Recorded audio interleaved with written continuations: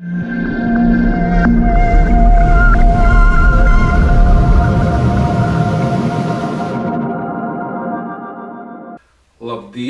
Mēs šodien sākam par 2 stundām vēlāk. Saprot, kad aizņemtības un tā, bet es bijām iepriekš sarunājuši. Mēs runājam par, es tad nolasīšu to garo tekstu, Latvijas jaunatnes padomes veikto pētījumu, strukturēto dialogu un citām aktualitātēm. Citās aktualitātēm iekavās. Mums ir starptautiskās sadarbības programmas direktors no šīs Latvijas jaunatnes padomes Vils Brūveris. Mēs par jaunatnes padomu gan vairākas esam runājuši, bet varbūt vēlreiz sākam visu no nulles. Tad Latvijas jaunatnes padome ir kas? Jā, pirmkārt, labdien visiem! Es arī gribu visus sveicināt šajā NVO TV, kas, man liekas, tāda ļoti laba un interesanta iniciatīva. Un Latvijas jaunatnes padomei ar NVO TV vienmēr ir ļoti laba sadarbība, tad, kad notiek arī dažādas mūsu konferences. Jā, mans vārds ir Vils Brūveris, kā jau tu man stādīji priekšā.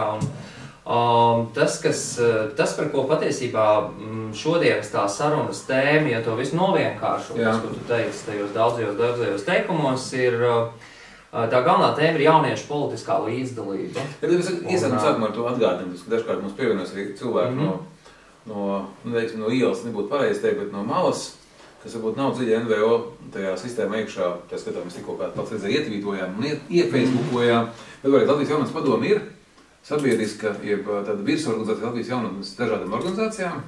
Jaunatnes padome ir organizācija apvienība. Jaunatnes padome apvieno tās organizācijas, kuras savā darbībā saskata jauniešus kā svarīgu auditoriju, un tas galvenais jaunatnes padomes mērķis tad kopā ar šīm te pārējām dalību organizācijām ir uzlabot jauniešu dzīvi Latvijā un patiesībā darīt visas tās lietas, lai Latvija būtu draudzīgi jauniešiem, lai Latvijā jaunieši varētu sevi realizēt, lai viņi varētu redzēt arī sev varbūt ne tikai šodien, bet arī rīt. Un tad, protams, ir ļoti daudz dažādas lietas, ko tad kopā... Es saprotu, ka ir kaut kāds apmēram 30-40 organizācijas, kas ir dalība.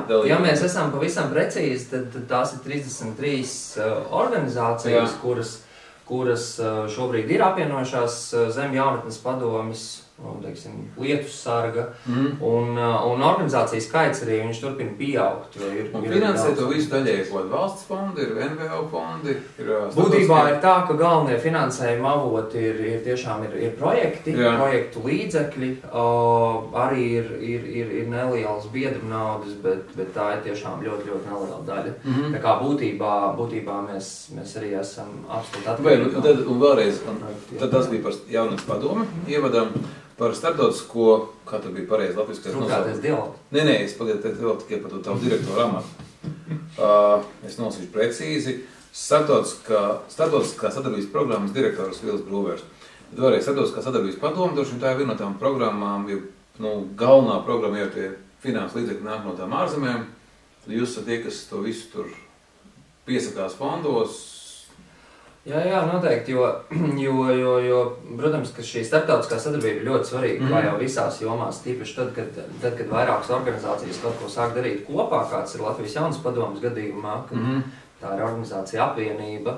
Tas nozīmē, kad ir aktuāli arī skatīties, kas notiek kaimiņu valstīs, tīpaši, ja mēs paskatāmies, teiksim, saistībā ar jauniešiem, ar jaunatnes politiku, tad mēs ļoti daudz ko varam mācīties. Ne tikai mācīties, bet arī īstenībā dot šobrīd citām valstīm, un tas ir tas, ko mēs arī darām. Un tā viena lieta, kas notiek šobrīd visā Eiropā, visās Eiropas Savienības dalību valstīs, ir strukturētais dialogs. Pie tā mēs pieskarsimies vēlāk. Labi, tad es... Bet vēlreiz, kas ir vēl bez tāda? Kas ir tie projekti? Viens droši vien ir tie parastie tipveidi Eiropas un naudas projekti, bet bez tiem vēl ir kaut kas cits? Vai tu domā starptautiskajā jomā? Jā. Šobrīd, ir šis strukturētais dialogs, ir tā galvenā aktualitāte un aktivitāte, un tā kā arī Latvija ir viena no tām valstīm, kura pat kā prezidēja Eiropas Savienībā, tad arī tur ir ļoti daudz lietas, kas arī katras valsts šeit jaunatnes padomē, ko viņi dara un uzņemās. Bez tā dialoga, kas ir vēl? Kad dialogu plūdās, mēs iesim dziļi un precīzi. Mēs iesim dziļi un precīzi. Un tad ir tāda konkrētāka sadarbības projekta, teiksim, mums notiek regulāri arī ir cieša sadarbība, piemēram, ar Lietuvas jaunatnes padomu, ar kuru mēs arī apmainamies ar pieredzi vairāk. Tur viņiem ir dažādas labas lietas, ko viņi jau dara, piemēram, tur jaunatnes speciālistu apmācība, kā viņi to dara, vai kādas citas labas lietas. Tad mums notiek tāda, nu, teiksim, arī tāda veida pieredzes apmaiņa, kur mēs, braucam pie viņiem ciemos, viņi brauc pie mums. Tā kā tas ir būtībā vairāk balstīts uz šīm te aktualitātēm un vajadzībām. Bet tipiskie starptautiskie sadarbības projekti ir kas Latvijas jaunatnes padomē? Šobrīd ir jaunieši pie jauniešiem, bet tas ir kaut kas cits, tā ir valsts institūcijas, tie ir Erasmus, tas nav caur jums. Tas ir, tie ir arī ļoti bieži projekti, kuros piedalās tieši jaunieši. Protams, kad... Piemēram, es esmu parasts NVO, es nezinu, dzīvoju savā zemgalē, ko man varētu, kādi... Jo, ja mēs tā atceramies, ka tā mūsu gan uzņēma primāra autori ir citi NVO, kas ir tie projekti, kurus es varētu, ar kuriem man būtu jānāk pie Latvijas jaunatnes padomes ar iniciatīvām? Principā mēs esam atvērti jebkuram projektam, kurš var dot kaut ko jauniešiem, tā mērķa auditorijai, ko mēs saucam par 13-25 gadiem. Nu, piemēram, ļoti dažādas tēmas, nu, piemēram, viens Jaunas padome strādā kopā arī ar dažādām organizācijām. Nu,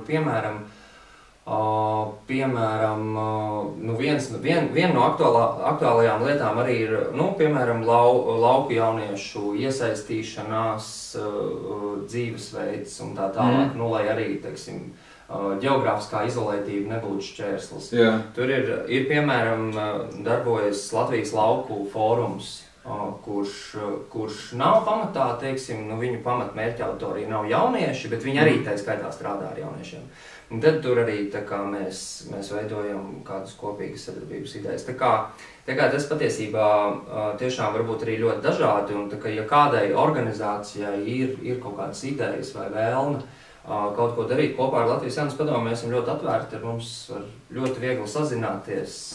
Bet tas veids, ko jūs varat viņiem dot, ja, nu, piemēram, tur Vircavā ir jauniešu nodaļa, kur izdomā, ka viņi varētu tur, nezinu, organizēt kaut ko, tad viņi nāk pie jums, mēs kaut kādi ir tā sistēmiskie... Nu, noteikti pirmā lieta, ko mēs varam vienkārši palīdzēt saprast, kā attīstīt savu darbību. Piemēram, organizācija daļai, saviņai jaunieši ir interesi darīt, kaut ko uzsākt savā vietā, bet viņi varbūt nezina īsti, kā to izdarīt. Un tā ir pirmā lieta, mēs varam palīdzēt ar savu pieredzi. Mums ir organizācijas, kuras iespējams darbojās turpat, kas mums biedra organizācijas, kuras mēs varam pieslēgt.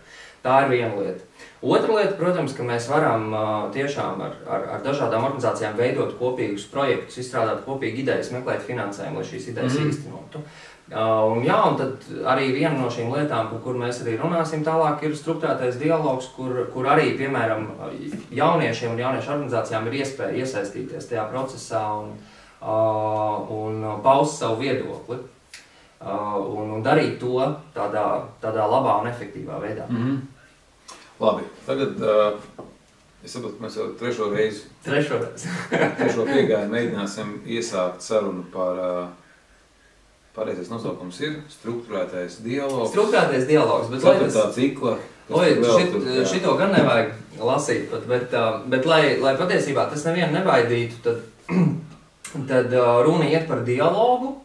Un runa iet par dialogu, kas tiek veidots starp jauniešiem, starp jauniem cilvēkiem un starp lēmumu pieņēmējiem un politikas veidotājiem. Jeb tiem cilvēkiem, kas ir kaut kādās situācijās un brīžos atbildīgi par lēmumu pieņemšanu, tie, kur pieņem lēmumus par visdažādākajām lietām, kā mēs dzīvojam savā pagastā, pilsētā, valstī, Eiropas Savienībā.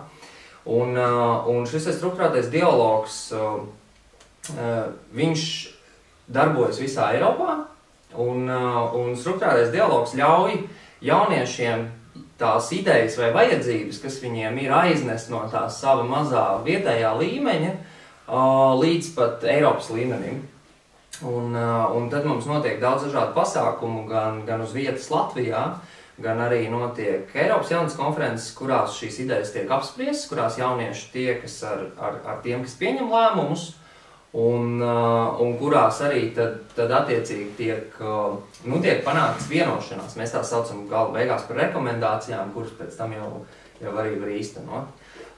Tas, ko mēs esam darījuši Latvijā līdz šim, lai varbūt tā konkrētāk to visu ieskicētu un iezīmētu, tad viena lieta šajā brīdī tā tēma, galvenā tēma, par ko mēs runājam, ir jauniešu politiskā līdzdalība. Kādēļ? Tādēļ, ka mēs redzam, visi statistikas dati runā par to, ka jaunieši piedalās politiskajos procesos aizvien mazāk. Mēs runājam par to, ka Eiropā ir simtiem tūkstošu zaudētās jauniešu balsis, respektīvi jaunieši neiet vēlēt. Tā ir viena no pazīmēm. Plaisa starp jauniešiem un starp lēmumu pieņēmējiem patiesībā paplašinās. Ļoti interesanti, ka strukturētā dialoga ietvaros mēs arī veicām tādu pētījumu, kur mums pētnieku grupa Gins Klāsons un Anda Laķi strādāja pie pētījuma, un tad pētījums parādīja ļoti tādus vienkāršus, bet interesantus datus, un šeit ir visam vienkārši jautājums, kurām institūcijām jaunieši uzticas Latvijā. Un šis pētījums arī pieejams Jaunas padomes mājaslapā, šie dati, bet tas, ko mēs redzam, kad visvairāk jaunieši uzticās Latvijas armijai un jauniešu organizācijām, vismazāk jaunieši uzticās politiskām partijām un Saeimai. Un es domāju, ka šis ļoti, ļoti labi parāda, kāpēc mums ir jārunā par politisko līdzdalību. Kāds ir tas vecums, ko pētījām? Tas ir visi... Pētījām mēs standarta vecumu Latvijas Republikā noteikts, ka jaunietis no 13 līdz 25 gadiem, un tas ir arī tas vecuma posms. Faktiski, ko parāda šis pētījums, ka jaunieši ļoti negribīgi uzticas kaut kādiem politiskajiem procesiem, politiskajām iekārtām, politiskajiem ierēģiem. Bet tajā pašā laikā ir skaidrs, ka bez šīm iekārtām nav iespējams virzīt kaut kādas lietas uz priekšu. Un tāpēc ir šis aktuālais jautājums, kā meklēt šos jaunos veidus, kā tad runāt ar jauniešiem, kā tad lēmumu pieņēmējiem, kā politiķiem būtu jārunā ar jauniešiem. Es nezinu, ja mēs to paņemam vienkārši Latvijas līmenī, iedomāsimies vienu pašvaldību X vienā novadā, tad es domāju, tur notiek absolūti tas pats, kad jaunieši nav iesaistīti tādā ikdienas dzīvē vai ikdienas lēmumu pieņemšanā, kaut vai par to, kurš celiņš par Eiropas naudu tiks nākamais bruģēts. Un tas ir tas noteikti, par ko būtu ļoti, ļoti jādomā, un kāpēc arī ir strukturētais dialogs, lai šī tikšanās notiktu, un lai jaunieši varētu runāt ar lēmumu pieņēmējiem, lai viņi varētu kopā tikties, lai viņi varētu runāt gan par izaicinājumiem, gan par risinājumiem, gan arī tīri varbūt vienoties praktiski par kaut kādām lietām, ko tad viņi kopā darīs. Labi, bet cik tad vēlreiz no jauna? Viens no tiem darbiem ir tas pētījums. Jā, tā ir viena no sadaļām. Jā, interesants pētījums, tur daudz ir, tā vispār ir diezgan daudz, kas ir tiešām interesanti. Armija interesanti, diezgan konfrontējuši baznīca, bet arī īstenībā ļoti daudz uzticoši cilvēki. Daudz ir neuzticoši, vislielākais gan izvēle. Bet dīvaini tā valsts iestādes, jo viņām būtiski dažiem cilvēkiem viņi taču tā ir tā pati valsts prezidents, ministrs prezidents un Saeima. Bet labi, ok, bet principā tas cipars ir tiešām interesants. Ko mēs tagad darām ar viņu tālāk?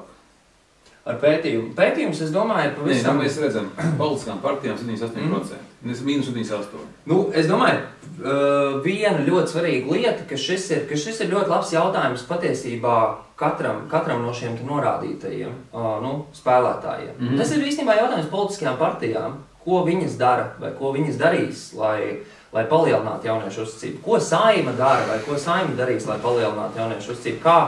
Kā Saeima veido dialogu ar jauniešiem. Un es domāju, ka tāpēc tieši tādēļ arī tas ir tas, par ko ir strukturētais dialogs, lai ļautu šiem lēmumu pieņēmējiem satikties ar jauniešiem un to izrunāt patiesībā bez starpniekiem. Vai varēs, tā struktūrālā dialoga, tā darbība ir kas? Mēģinām sarīkot kopīgu jauniešu tikšanos ar partijām? Nē, tās nav partijas, bet tie ir lēmumu pieņēmēji. Tas nozīmē, tas, kas reāli, teiksim, ir noticis Latvijā. Piemēram, mums ir notikušas veseli 16 pasākumi visā Latvijā, visos reģionos, kuros jaunieši ir tikušies ar savu pašvaldību deputātiem, priekšsēdētājiem, izpildu direktoriem, skolu direktoriem, un runājuši par šo tēmu, par to, kā tad veicināt jauniešu politisko līdzdalību. Un viņi katrā šajā mazajā diskusijā, katrā vietā ir nonākuši pie kādiem secinājumiem. Tad šie secinājumi tiek apkopoti, mēs viņus vēl izstrādājam kopējā lielajā nacionālajā konferencē, kas notiek Latvijā, un tad mēs ar šiem rezultātiem braucam uz Eiropas konferenci. Piemēram, tagad pavasarī Eiropas konference notika arī Latvijā, tā kā Latvija bija prezidējošā valsts. Nu, pat mēs arī bijām Luksemburgā ar šīm te Latvijas idejām, un tad pēc Luksemburgas konferences mums ir tapušas tādas, ļoti labas 15 konkrētas rekomendācijas, kas tad ir jādara. Tas ir tas, ko mēs varam prezentēt. Mēs varam uzskaitīt tā virspusē, par ko ir tās rekomendācijas. Jā, protams, un tās ir tās tēmas, kas tad ir, nākušas, kur arī ļoti daudz idejas ir Latvijā apspriestas. Pirmā lieta, tātad, kas mums būtu jādara, ko saka šīs rekomendācijas? Tas nāk no tās Luksemburgas, tas vēl nāk mūsu pašu. Jā, bet tas ir arī mūsu, tas nāk arī no mums tajā skaitā. Un pirmā lieta ir tā, ka rekomendācijas saka, ka ir jāstiprina skolās pašpārvaldes, kas Latvijā patiesībā darbojās un tika atzīts arī mūsu šajās sarunās, ka tas ir viens labs modelis, bet viņš būtu jāiedzīvina. Ļoti interesanti, ka... Kas tur nav šobrīd? Kāpēc viņas nestrādā? Kāpēc pašpārvaldes nestrādā? Ļoti bieži jaunieši saka, ka viņas ir, reizēm, tas nav visos gadījumos, bet reizēm viņas, tā kā ir drīzāk kā tāds, formāls pasākums, kur varbūt jaunieši tā kā vairāk darbojās savā, tajā savā vidē, bet mazāk ir tādā iesaistīti, reālā skolas lēmumu pieņemšanā, citās lietās. Tas, ko vēl, piemēram, nākamā lieta, kas man liekas ļoti interesanti. Tas varētu būt saruna ar direktoriem, jo vienkārši viņi var diez vai kāds direktors apzināti uzstāja, ka viņš negrib pieņemt skolniekus procesā. Es domāju, ka viņš droši vien veselu virkni jautājums, kur viņš varētu kā formāli atdot bērniem izlemt, kurā ielas stūrī būs kafejnīcas galds, viņš izlēma viņus pats un tā vietā, lai izdarītu to. Jā, ļoti iespējams. Tie iemesli un cēloņi ir dažādi, bet... Labi, saprotat, valsts uz skolām pārvalda viens stāsts. Tas ir viens stāsts. Otrs stāsts, kas patiesībā ļoti daudz arī tika runāts Latvijā, kad skolu programmās ir ļoti maz par pilsonisko izglītību, respektīvi par to, kā darbojas sabiedrība, kā darbojas valsts, kas ir līdzdalība, kā patiesībā, piemēram, visam elementāra lieta, es varu pastāstīt vairākas situācijas no šīm te vietējām diskusijām, kad, piemēram, ierodās pašvaldības pārstāvji, domas priekšsēdētājs. Viņi tie bērni ir stulbi. Pārsvarā gadījumā. Viņi vienkārši nav jēga viņiem sarunāties, viņi ir neinformēti. Bet tad, ko mēs tagad varam darīt? Bet jautājums, kāpēc ir skola? Kāpēc tad ir skola, varbūt, lai informētu un lai kaut kādā veidā, kaut kas pavirzies uz priekšu, mēs dabūšu beidzot kaut kādu sabiedrības mācību atpakaļ mācību programmās, obligāti. Par to var diskutēt, kādā veidā tas ir jādara, bet ir skaidra viena lieta, ka tas, ko paši skolēni saka un paši jaunieši saka, kad viņi gribētu, piemēram, vienā mācību stundā aiziet uz savu pašvaldību, kas ļoti bieži atrodas pāri ielai, un apskatīties, kā strādā pašvaldība, kā tiek pieņemt lēmumi, kas ir tie cilvēki, kas tur sēž, ar ko viņi nodarbojās, kas ir sabiedriskā apspriešana. Un būsim reāli, tas, protams, ir ļoti apsveicami, ka šāda lieta ir ierakstīta Luksemburgas konferences rekomendācijās, bet šī ir lieta, kuru neviens no Luksemburgas neieradīsies un nesaorganizēs. Un tas ir tas, kas ļoti bieži iztrūkst. Man dažkārt liekas, ka būtu kaut vai elementāri skolā būtu paralēli algebras mācību priekšmetam būtu arī priekšmets, kurā mācīja sadalīt budžetu, jo budžetam ir 100% kaut kāds tā teikt, rīmbolis, un vienkārši var būt tik un tik aizsardzībai, tik un tik tam, un tie bērni. Kāpēc gan ne? Un te ir jautājums, kurš par to... Ja viņi likot savu budžetu sāk taisīt pašiem, tad viņi arī vieglāk saprast, kur nozīmē apspriest valsts budžetu. Nu, un te ir jautājums, kurš par to ir atbildīgs, un kurš šīs lietas tad ievieš. Bet tā ir katrā ziņā viena no rekomendācijām, viena no lietām, kuru... Bet jūs vēl neesat rusinājuši, viņas tagad gājuši ar tādu atvērtu atpogātām blūzītēm raujot uz krūtīm, uz iekšļietu ministriju, un izglītības ministriju tekstu, ziniet, mums ir ko jums pateikt. Nē, ir tā, kad izglītības ministrija arī daļa no šī procesa, un viņi patiesībā ļoti labi zina, kas ir šajās rekomendācijās, un tad vēl pēc šīs konferences ir nākamais posms, kad visi Eiropas Savienības valstu ministri, kas atbild par jaunatnes lietām, mūsu gadījumā izglītības zinātnes ministri, viņi sapulcējās tādā sanāksmē, ko sauc par padomes sanāksme, padomes tikšanās, un tad viņi vēl arī apstiprina šīs, teiksim, gala rekomendācijas, un tad jau tam ir pavisam oficiāla dokumenta spēks. Tas nozīmē, ka sapratu vienkārši. Man tas otrais likās gan izvēl vissvarīgākais, bet vienkārši man bailes, ka mēs tāpēc nonāksim kā vienmēr pie tā paša vecāka. Nē, ir jāsaprot viena lieta, ja mēs skatāmies šīs rekomendācijas, tad te ir lielākā daļa no viņām ir izcināms vietējā līmenī. Ok, trešais. Un ir, man liekas, ka ļoti svarīgi saprast, saprast, ko mēs katrs varam darīt. Ja mēs sakām, ka jaunieši nepiedalās, ka mums ir politiskās līdzdalības krīze, ka mēs patiesībā varam nonākt pēc gadiem 5 vai 10 situācijā, kad nav neviens, kas grib vadīt šo valsti. Piemēram, zinu, ir viens novads Latvijā, kur pēc ilgām pārdomām tika iesniegts viens saraksts, lai kandidētu vēlēšanās. Ir vesela viena, kur tikai viens. Ok, kas ir trešais? Labi, tad tālāk rekomendācijas runā par to, kad par šo ideju balsot no 16 gadu vecuma. Viņš ir anglis, viņš ir tāpēc jātulko, ja? Jā, viņas ir anglis, bet viņas arī tūlīt būs pieejams. Viņas būs pieejams. Arī latviski, mēs viņas latviskosim. Lūk, kas ir trešais? Par balsošanu no 16 gadu vecuma, kas ir viena no arī lielām diskusijām šobrīd Latvijā. Principā šīs rekomendācijas runā par to, ka, lai palielinātu jauniešu iespējas un interesi par politiskiem procesiem, tā jau ir? Šobrīd tās ir 2 valsts Eiropā, ir Igaunija un Austrija. Arī parlamentu līmenī ir tikai? Nē, šobrīd iet runa par pašvaldību līmeni, un tas Austrijā un Igaunijā ir tādā lielā testa režīmā uzlikts, un patiesībā visa Eiropa diezgan skatās un gaida, kas no tā notiks, vai tieši otrādi nenotiks.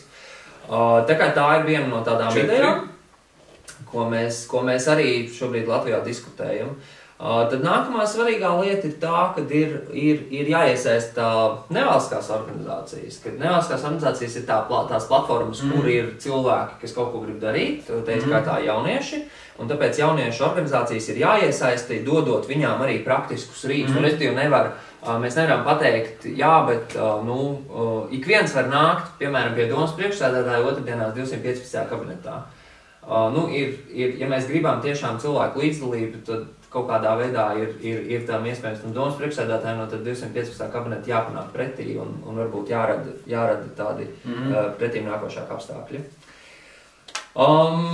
Jā, tad nākamā lieta vai nākamās rekomendācijas runā tieši par komunikāciju, par to, kā lēmumu pieņēmēji vispār komunicē. Un tas, kas tiek rekomendēts, ir, kad ir jābūt komunikācijai atvērtai, atklātai un uzticamai. Tas nozīmē, ka, piemēram, viena no lietām ir arī tā, kad ir ļoti mainījušies veidi, kā komunikācija notika 5 gadus atpakaļ un kā viņa notiek šobrīd. Un it īpaši institūcijas nevienmēr tiek šiem jauniem veidiem līdzi. Un tas, ko jaunieši vienmēr saka, ka viņi grib šos vienkāršos veidus, viņi grib, lai tie lēmumu pieņēmēji būtu sasniedzami tur, kur viņi ir. Tie ir sociālai tīkli ļoti bieži, tās ir dažādas interneta platformas, vai ļoti bieži vienkārši tas, ko mēs arī darījām Latvijā strukturētā dialoga ietvaros, kā mēs organizējām šīs tikšanās un diskusijas, bija kafija ar politiķiem metode, kas ir tāds ļoti vienkāršots veids, kā jaunieši un lēmumu pieņēmēji var satikties un izrunāt kaut kādas konkrētas lietas. Tieši tāpat tas var notikt jebkurā vietā. Tam pilnīgi nav nekāda šeit, galvenais ir vēlme to darīt. Tā kā šīs rekomendācijas runā tieši par to veidu, kā tad lēmumu pieņēmēji komunicē. Jā, un tad tiek teikts, ka arī lēmumu pieņēmēji jāizglīto, viņiem jādod, tā kā rīki, lai viņi varētu jauniešus iesaistīt, lai viņi zinātu īstenībā, kā jauniešus iesaistīt. Jo ļoti bieži ir tā, ka tās pašas pašvaldības viņas gribētu kaut ko darīt, kaut kā vairāk nāk pretī jauniešiem, bet viņas nezin kā, viņām nav idejas. Tā ir arī viena no lietām, kur, tu jautāji, kā mēs praktiski varam palīdzēt, mēs arī varam praktiski palīdzēt, saprast, kā to var izdarīt. Lūk, tad tālāk iet runa par jaunatnes darbu, ka jaunatnes darbs ir ļoti svarīgs arī instruments, lai veicinātu jauniešu līdzdalību. Un kas, piemēram, Latvijā Latvijā mēs specifiski runājām par to, kad gan jauniešu, gan lēmumu pieņēmēji teica, ka ir jābūt katrā pašvaldībā jauniešu centram. Kad tā ir ļoti svarīga lieta, lai kaut kas vispār notiktu, ir jābūt jauniešu centram. Daudzās pašvaldībās tādu ir, bet daudzās pašvaldībās joprojām tādu nav. Tas bija tas aicinājums arī no Latvijas puses. Tad nākamā tāda lielā sadaļa ir par šiem te tiešsaistes rīkiem, ja kā mēs sakam, anglicizēti online rīkiem, jeb šiem te rīkiem, kas ir internetā, kas ir dažādos sociālajos tīklos. Tad, kad mēs runājām Latvijā, kad bija šīs strukturētā dialoga diskusijas, tad katrā diskusijā jaunieši patiesībā teica, ka viņi gribētu tādu aplikāciju telefonā vai datorā, kur viņi varētu ērti saņemt informāciju par to, kas notiek viņu novadā, viņu pilsētā, kā viņi var piedalīties, un ka tas, viņi apgalvoja, ka tas noteikti veicinātu to viņu līdzdalību, viņu iespējas to darīt. Un kas vēl tiek atzīmēts, kad ir svarīgi ne tikai radīt šos rīkus, vai ne tikai šos rīkus uzturēt, bet ir arī svarīgi izglītot gan skolotājus, gan visus tos citus, kas strādā ar jauniešiem, tā skaitā jaunatnes darbiniekus, ka vispār šādi rīki eksistē. Jo eksistē ļoti daudz labu rīku, kas jau ir pieejami, lietojami, bet diemžēl ne visi par viņiem zina, ne visi viņus māk lietot, un tāpēc ir svarīgi to darīt. Lūk, jā, un tad viena tāda ļoti interesanta sadaļa ir par līdzdalības formām ārpus institucionalizētajām vietām. Respektīvi, tad, kad mēs runājam par līdzdalību, mēs ļoti bieži tiešām apstājamies pie šīm te dažādām domēm, padomēm, kabinetiem, apaļajiem galdiem, bet, es domāju, ka nevienu cilvēku savā dziļākajā būtībā tas tā ļoti nesaista.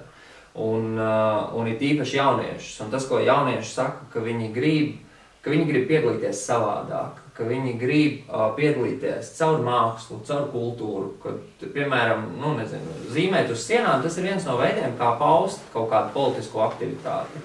Tā kā patiesībā jebkas, kas varētu pastāvēt kā līdzdalības veidi ārpus šīm te formālajām struktūrām, formālajām sienām, formālajiem veidiem, rakstiet iesniegumu vai metiet aploksnīti kastē.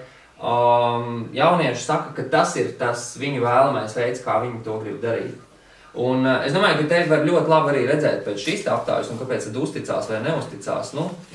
Visām šīm te institūcijām un politiskajām iekārtām jaunieši nevēlās uzticēties. Viņi grib uzticēties tam, kur viņi paši jūtās labi, vai, teiksim, tam, kam viņi tiešām tic.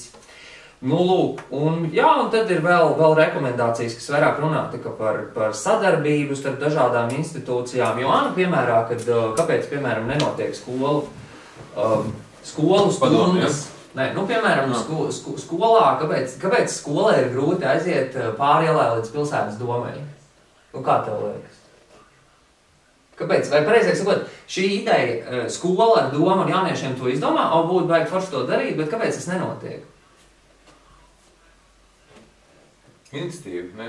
Iniciatīva un sadarbība, un tas ir par ko arī nākamā rekomendācija, kad ir jāveido sadarbības starp dažādām institūcijām, ka mēs nevaram sēdēt tikai savā tajā šaurajā koridoriņā. Tā, es šobrīd tā ļoti tādā prozaiskā veidā pārstāstīja rekomendācijas, bet viņas arī ir pieejamas, un mēs ar viņām strādāsim. Tas, ko mēs darīsim arī pavisam drīz, oktobra beigās, no 29. līdz 31. oktobrim, mums būs konference, kurā piedalīsies gan jaunieši, gan lēmumu pieņēmēji. Tur piedalīsies arī ārvalstu viesi, un tad mēs... Latvijas jaunatnes padomes kaut kāda kopēja, lielā, ja? Latvijas jaunatnes padomes, jā, kopīgi ar Izglītības zinātnes ministriju, to mēs organizējam, un arī ar, noteikti jāpiemina Erasmus Plus programma, kura arī finansē šo te visu. Un tad, ko mēs darīsim, mēs skatīsimies uz šīm rekomendācijām un domāsim ļoti praktiski, kā tad mēs viņus varam ieviest Latvijā. Ko tad darīt? Kā mēs varam Latvijā veicināt to, ka institūcijas sāk savā starpā sadarboties, lai kaut kādā veidā atbalstītu un veicinātu jauniešu politisko līdzdalību. Kā tad mēs varam, piemēram, šajā katrā pašvaldībā izveidot šo te jauniešu centru? Kā mēs varam panākt to, kad lēmumu pieņēmēji īsteno šo te atvērto, atklāto un uzticamo komunikāciju ar jauniešiem? Tā kā te būs par visām šīm rekomendācijām varēs izteikt savas idejas, kā viņas īstenot, un tas nenozīmē, ka tās idejas kaut kur pazudīs. Tas viss tiks arī fiksēts, un to mēs visu apkoposim, un tad arī pēc tam gan sūtīsim uz pašvaldībām, gan izmantosim ministriju līmenī. Bet kas ir ļoti svarīgi saprast, kad lielākā daļa šo te visu lietu ir tā atslēga ir tajā vietējā līmenī, kur mēs katrs kaut ko uz vietas varam izdarīt. Bet vēlreiz, faktiski mēs tā baigi ātri pietuvojāmies beigām, gan izvēr. Tas šodienas tāds, kas mums vēl būtu jāpasaka par to struktūrālo dialogu, to projektu, tad pētījums ir veikts, tad būs lielā konference, kas vēl? Un tas ir... Un tad būs nākamais cikls, saucamais, un nākamā tēma, jo mēs šobrīd domājam un runājam par jauniešu politisko līdzdalību līdz šī gada beigām. Tādēļ arī mēs gribam šajā te oktobra konferencē saprast, kā tad šīs te rekomendācijas mēs varam pārvērst tādā rīcības plānā. Un tad, kad mums būs skaidrs rīcības plāns, tad šo rīcības plānu mēs faktiski uzliksim uz tādu īstenošanas, palaidīsim īstenošanas fāzē un savukārt domāsim jau tālāk par nākamo šo te strukturētā dialogu ciklu. Jo ir tā, ka par strukturētā dialogu šo te tēmu to nosaka šīs te prezidējošās valstis, kas ir, ja mēs bijām prezidentūrā 3 valstis, Itālija, Latvija un Luksemburga, tad tagad būs nākamās 3, kas ir Nīderlande, Slovākija un Malta. Un tas ir tā kā atkarīgs no viņām, kādu tēmu viņas izvirzīs, bet tā noteikti būs, tas noteikti tam ir jābūt kaut kam, kas ir aktuāls visā, teiksim, visām Eiropas valstīm. Tā kā to mēs arī gaidām. Sapratu? Jā, labi, tā kā tas ir, ko es varu. Ka mēs tā drusku noslēdzoši nodiskutējam, tad daudz no tā es tiešām neredzu. Pirmkārt, dažkārt ir labi, ka mēs kaut ko jau vienoti saprotam, kur ir problēmas. Tas nevienmēr obligāti nozīmē, ka jābūt tūlītam risinājumam. Ja, galvenais saprast sākumā to par diagnozi, jo tad vienkārši parasti jau, ja cilvēki redz, ka diagnozi ir pareizi uzstādīta, viņi arī konsekventi rīkojās, lai viņi kaut kā atrast arī ko kārstēt. Bet tā ir pirmā lieta. Bet otrā, ja mēs tagad ieskatāmies dažos arī secinājumos, te ir arī tas mūsu pašu tagad apskatītie papīri, rīcības plāns, stratēģija, viņi ir tie paši, parastais ietvars, kurā notiek process. Varētu teikt, ka viņš nav pareizs, bet mēs jau tad esam tādi paši, kā mēs negribētu, lai būtu jaunieši. Bet, manuprāt, mēs ar laiku mēs nonākam pie tā, ka mēs saprotam, ka mēs nevaram vienkārši haotiski kaut kādā tur, es nezinu, brainstorm formātā gan izdomāt gan par to, kas jādara, gan kā jādara, un tam varam, bet vienkārši tu vienalga, tam ietvaram jau ir jābūt kaut kā, kur mēs pieturams. Es piekrītu no tās savas pieredzes ar jauniešiem, kad viņi atnāk ar tādu haotisku tekstu, kad vajadzētu visu labāk un skaistāk, kad uzdot tos pāris jautājumus par to, ko tieši, ko jūs te nesaprotiet. Tad vienkārši viens puses saprot, ka viņam nav tas, ka viņiem ir tā nestrukturētā domāšana no vienas puses, kas ir savā ziņā slikti, jo tas radošums jau nav, viņš nav labi un nav slikti, bet ja viņš ir tāds pilnīgi haosā, tad no tā nav nekāda jēga. Un 2, kad tu saproti, ka viņš ir pilnīgi tiešām, savā ziņā būs godīgs, sākot lapisks stulps, viņš nesaprot, ko tā pašvaldība dara, kā tas budžets darbojās. Un to nespadarina tikai viņi jaunieši. Jā, pārējie vēlētāji. Bet te ir jautājums. Varētu iedot to stāstu, ka Alders uzdevumā varētu pateikt, tu saņem tik un tik lielu algu, tu savu plāno izdevumu šādi. Valstī tu saņem tik un tik daudz nodokļos, tu savu plāno šitā. Tu nevar prasīt, lai tev viņas, nezinu, uztais ceļu, ja tu zini, ka ceļu kilometrus maksā. Nu, pieņems miljonu, tu nevar prasīt, lai pašvaldība Y uztais ap skolām, vēl 25 vietām uz katru māju. Bet es domāju, ka te ir ļoti svarīgi. Tas ir par to jauno politisko komunikācijas kultūru. Vai ir kāds, kas to pasaka, vai ir kāds, kas to izskaidro, vai ir kāds, kurš patiesībā paskaidro lietas. Jo ļoti bieži vienīgā problēma ir patiesībā tā, ka neviens šīs lietas nepaskaidro. Ka cilvēki nezin, ka jaunieši nezin. Ļoti tas, ko... Nav jaunieši nezin. Pusi iedzīvotāji pašvaldībā nezina, ko nodarbojas. Nē, protams, mēs varam arī skatīties plašāk. Tas, ko es esmu redzējis ļoti daudz labus piemērus, kur, piemēram, no šīm pašām diskusijām vai kafijām ar politiķiem iznāk ārā pavisam konkrētas un labas lietas. Arī šie pašvaldību deputāti vai doma priekšsēdētāji viņi ierauga, ka jaunieši ir īstenībā baigi labais resurss priekš viņu pašu vietas. Un tas filozofiskais jautājums jau vienmēr ir, iedomājies kādus, cik patiesībā lielus līdzekļus mēs šobrīd investējam ielās, celiņos, sporta hallēs, kultūras namos, mēs siltinam skolas.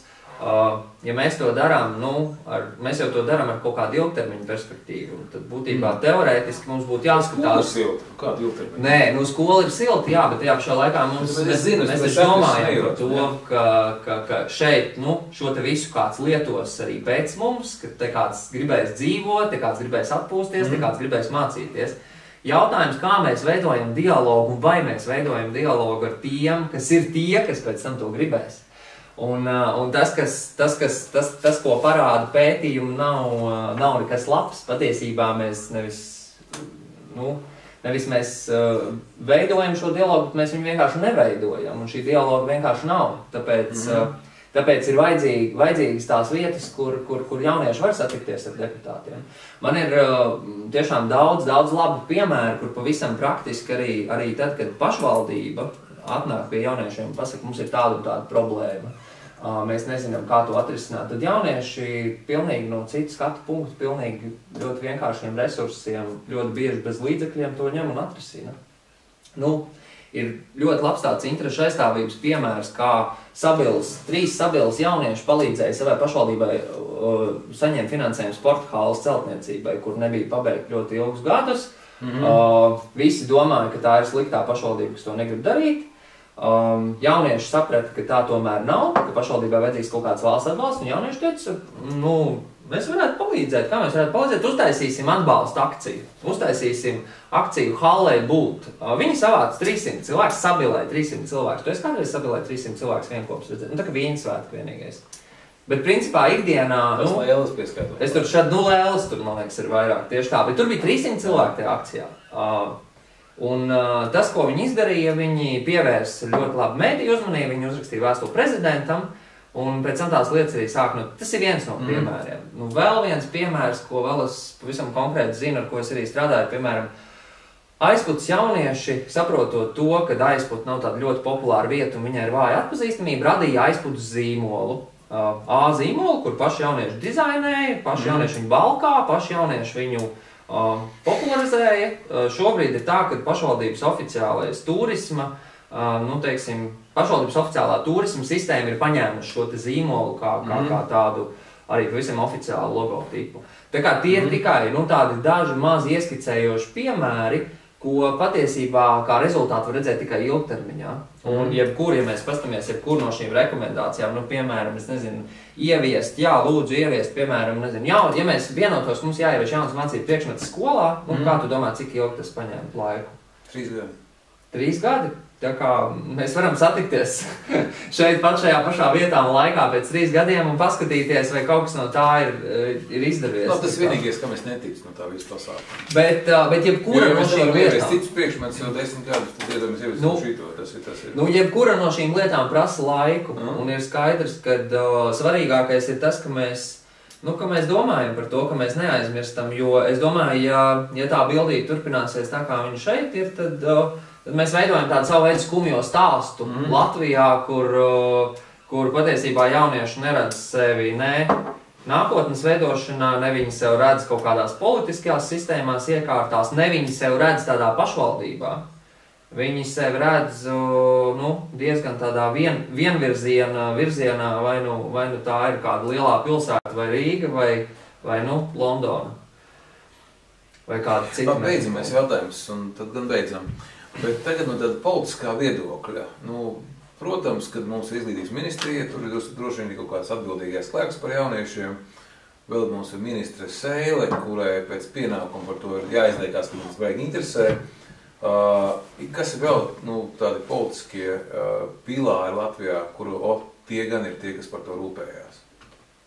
Kuriem vispār? Kas rūpējās vai kuriem būtu jārūpējās? Es domāju, nevarēs. Kas ir tie, sauksim viņus par tevis apzinātiem Latvijas jaunatnes padomes, nevis tādiem draugiem, kas atnāk un tā teikt pielīdoši saka, jā, piekrīt, jums tur jādomā, bet tur tas ir Latvijas politiķis, nezinu, ministrs atbildīgais par veselību, par jebko citu, kas, tur ir redzams, tur ir tiešām redzams, ka... Katrā ziņā ne pirmā lieta, kas ir noteikti jāsaka, kad es zinu, ka dažādās nozarēs ir dažādas attieksmes pret ministrijām, un šobrīd par jaunatnes jomu un par jaunatnes lietām izglītības zinātnes ministrijā var tiešām teikt tikai vislabākos vārdus.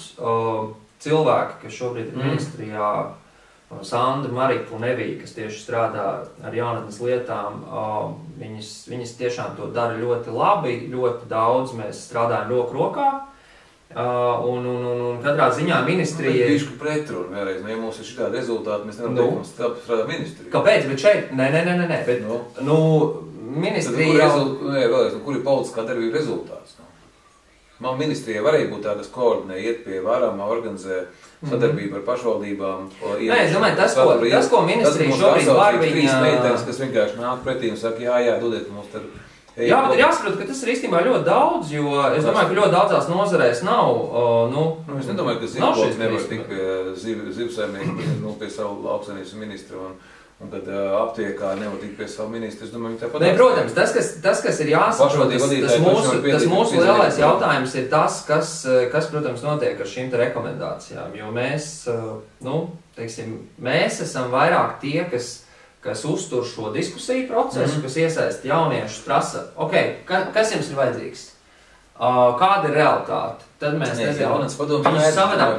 Tieši tā. Te ir, protams, jautājums. Ir jautājums tāds, ka tas vismaz, ko mēs ar ministriju esam vienojušies, ka tiešām šīs rekomendācijas tiks virzītas, un ir jāsaprot, lai šo te īstenotu, te ir ļoti, ļoti daudziem spēlētājiem jāstrādā. Mēs tagad esam jau sākuši sarunas ar kultūras ministriju, mēs viņus iesaistam jau šajā procesā, jo viņi arī par daudzām lietām ir atbildīgi.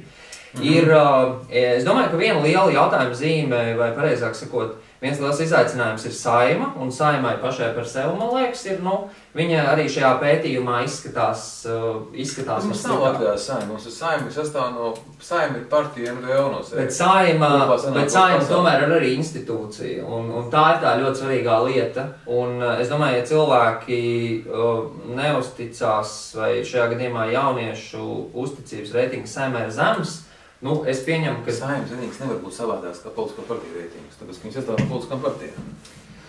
Tad abiem šiem spēlētājiem kaut kas ir jādomā, bet tā ir viena lieta, ko piemēram, kas ir pēdējos gados darīts, ir arī Saimā ir organizētas konferences, kur arī piedalās jaunieši, kur jaunieši var runāties ar deputātiem.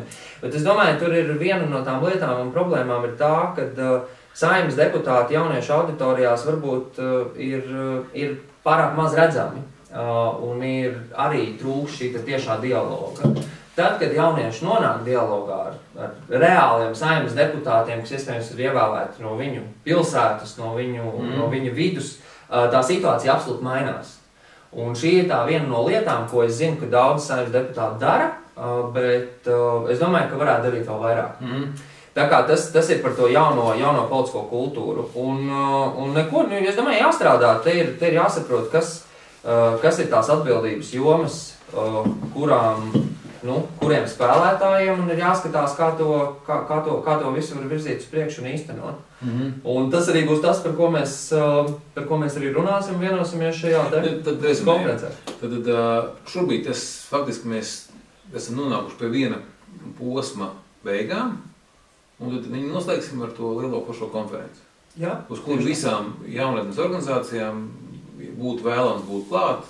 Absolūti, un ne tikai jaunas organizācijām, mēs aicinām arī vienkārši jauniešus pieteikties, arī lēmumu.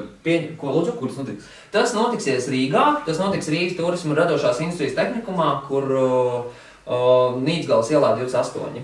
Un tur ir piemērotas lielas telpas, tur viņi arī paši taisēs, tā kā mēs ceram, ka visi būs labi pāēduši, labi izgulējušies. Bet tas, uz ko mēs noteikti aicinām, ir gan jauniešu organizācijas, gan arī lēmumu pieņēmējus tos, kas ir iespējams pašvaldību deputāti. Vēl var pieteikties līdz pat 11. Februārim ir atvērta pieteikšanās. Es atvainu, nē. Tas sapratis Oktobrim, tieši tā. Es pārteicos. Līdz pat 11. oktobrim, tā kā vēl veselu nedēļu norit pieteikšanās. Pieteikties var kas zinām lielie, kas tur būs, lielos spēlētājus. Lielie spēlētāji? Mēri, prezidenti. Jā, visi. Nē, kas viņiem jau pateikt? Nē, šobrīd ir tā, ka vēl mēs lēmumu pieņemējus, mēs apzinām, kas būs, mēs esam diezgan droši par mūsu ārvalstu viesiem, piemēram, būs arī no citu valstu tā kā pārstāvi, kuri pastāstīs par viņu pieredzi, kā viņi risina šos jautājumus. Un tad arī to lēmumu pieņēmēju sarakstu mēs šobrīd veidojam. Mums mēs zinām, ka ir noteikti vairāk arī gan saimnes deputāti, gan pašvaldību vadītāji, kur arī tradicionāli ir atsaucīgi un piedalās šajos pasākumos. Tā kā es varu tikai aicināt ikvienu izmantot to iespēju un kaut kādā veidā to arī kopā risināt, jo šī ļoti laba vieta, lai to darītu. Vēlreiz 29. 31. oktobris. Pavisam drīz. 29. 31. oktobris. To arī beidzam. Paldies, Jālis. Paldies.